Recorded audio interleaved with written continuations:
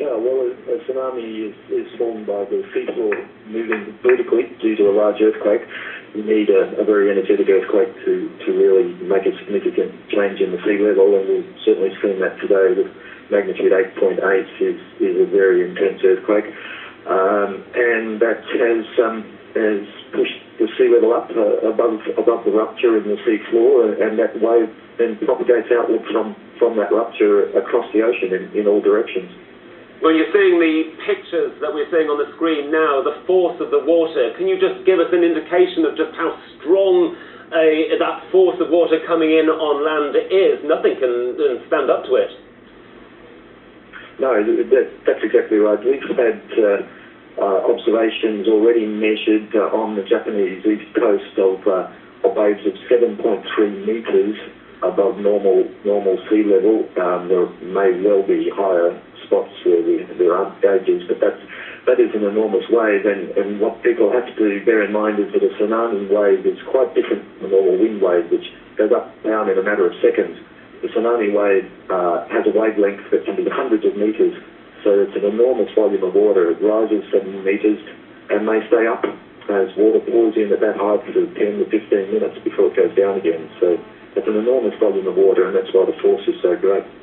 We've seen a number of devastating earthquakes over the past few weeks. Only a couple of weeks ago, the terrible earthquake in Christchurch, now this in Tokyo. Why are we seeing so much seismic activity now?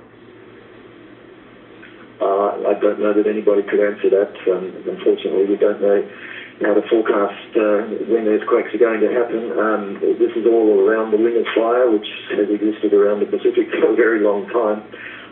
Its activity fluctuates with time. I'm not a seismologist, but I don't think anybody is really capable of predicting when these peaks in activity are going to happen.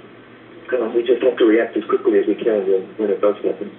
Well, Chris, you are from the Australian Tsunami Warning Centre. I'm just wondering just how much warning it is possible to give. What sort of timings do you have to tell people, you know what, a tsunami is on its way? Is it seconds? Is it minutes? What? Yeah, no, it's certainly not seconds. It's a sad fact that it does take some minutes for the earthquake signal to travel through the Earth's crust to reach the seismographs and for that information about the magnitude of an earthquake to be assessed. That's usually around 5 to 10 minutes is what's needed to do that accurately. Then, of course, warning has to be formulated and distributed. So it's very, very difficult to give useful warnings to anybody who's less than 30 minutes tsunami travel time away from the Earth to